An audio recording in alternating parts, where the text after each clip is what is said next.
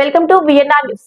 వేసవి కాలంలో అధిక ఉష్ణోగ్రత వల్ల ఎదురయ్యే అనారోగ్య సమస్యలు వడదెబ్బకు గురి కాకుండా ఉండేందుకు తగు చర్యలు సూచనలతో ఆరోగ్య శాఖతో పాటు సంబంధిత లైన్ డిపార్ట్మెంట్స్ వారితో కలిసి అన్ని ముందస్తు చర్యలు తీసుకోవడం జరిగిందని జిల్లా వైద్య ఆరోగ్య శాఖ అధికారి అప్పయ్య అన్నారు. హన్మకొండ జిల్లా కలెక్టర్ కార్యాలయంలో జిల్లా కలెక్టర్ అధ్యక్షతన డిస్ట్రిక్ట్ టాస్క్ ఫోర్స్ సమావేశం నిర్వహించారు.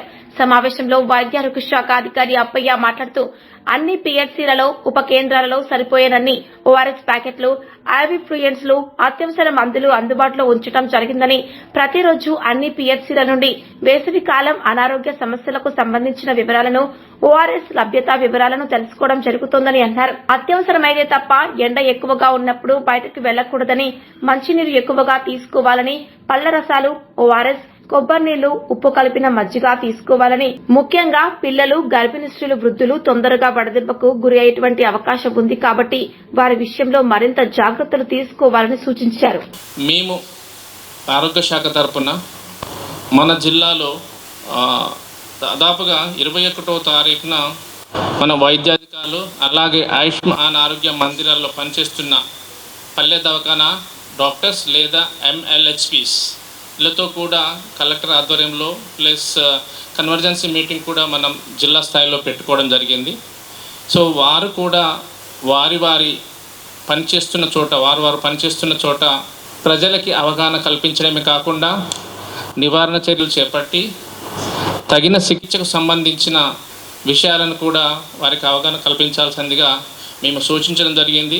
సో క్షేత్రస్థాయిలో పనిచేస్తున్న ఆరోగ్య కార్యకర్తలు కూడా జూమ్ సమావేశం దాదాపుగా 2 మార్లు జూమ్ సమావేశం కూడా మేము నిర్వహించడం జరిగింది. సో ఈ విధంగా మనం జిల్లాలో ఉన్నటువంటి ఆరోగ్య సంధిని దాంతోపాటు లైన్ డిపార్ట్మెంట్స్ అయినటువంటి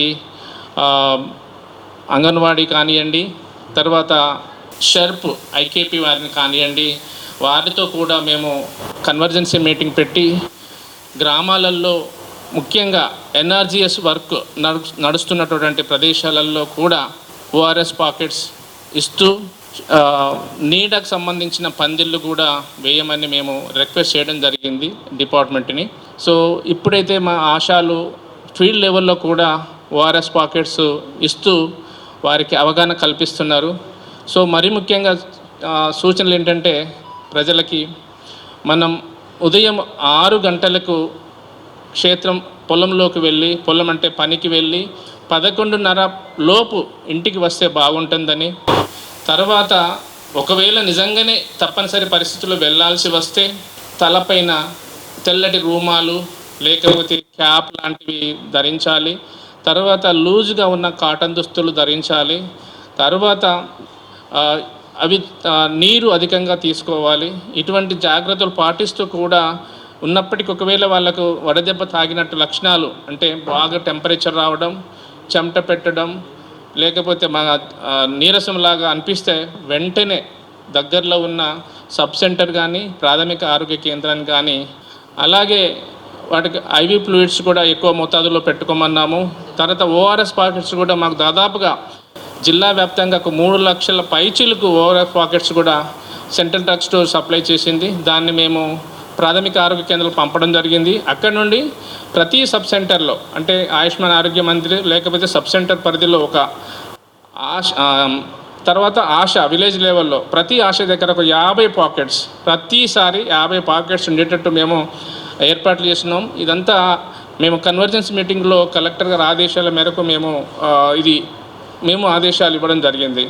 సో అట్లాగే మీరు చూస్తూనే ఉన్నారు, దాదాపుగా ఎక్కడైనా వడదెబ్బ తోట ఏదన్నా జరగరాని సంఘటన జరిగితే ఒక 3 మెన్ కమిటీ కూడా స్టేట్ లెవెల్లో మాకు ఏర్పాటు చేయమని ఆర్డర్స్ ఇవ్వడం జరిగింది. దాంట్లో 3 మెన్ కమిటీ ఎస్ఐ గారు ఉంటారు, మెడికల్ ఆఫీసర్ గారు ఉంటారు, మండల్ రెవెన్యూ ఆఫీసర్ ఉంటారు. సో వీరు ముగ్గురు పోయి దాన్ని విచారణ చేసి ఇది ఏ కారణం చేత జరిగింది అని విచారించి ప్రభుత్వానికి నివేదిక ఇస్తారు. దాన్ని మేము అంటే ప్రభుత్వం అంటే కలెక్టర్కి నివేదిస్తారు, కలెక్టర్ దానిపైన మళ్ళీ ప్రభుత్వాన్ని కూడా పంపించడం జరుగుతుంది. సో ఈ విధంగా మేము ఆరోగ్య శాఖ తరపున ముందుకెళ్ళడానికి ప్రయత్నం చేస్తున్నాం. సో ఇప్పటి వరకు మేము దాదాపుగా ఇంతవరకు యాక్షన్ చేసుకోవడం జరిగింది. సో వడదెబ్బ లక్షణాలు మీకు ఇంతకుముందు చెప్పినట్టుగా తలనొప్పి, తీవ్రమైన జ్వరం, నాలుక ఎండిపోవడం, దాహం వేయడం, మగత లేదా నిద్ర కలవరింతలు, పాక్షికంగా లేదా పూర్తి అపస్మారక స్థితిలో ఉండడం.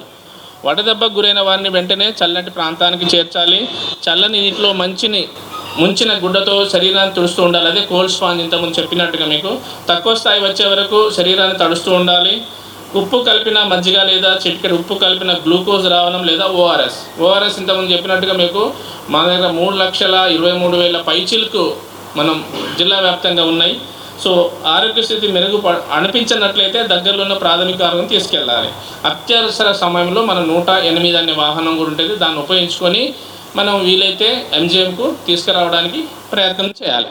మాకు ముందుగా ఫస్ట్ మా స్టాఫ్కి సంబంధించినంత వరకు మార్నింగ్ సెషన్ మేము ఇంతకుముందు 5 గంటల నుంచి 12 గంటల వరకు, ఆ తర్వాత 2 గంటల నుంచి 4 గంటల వరకు పనిచేయించేవాళ్ళం.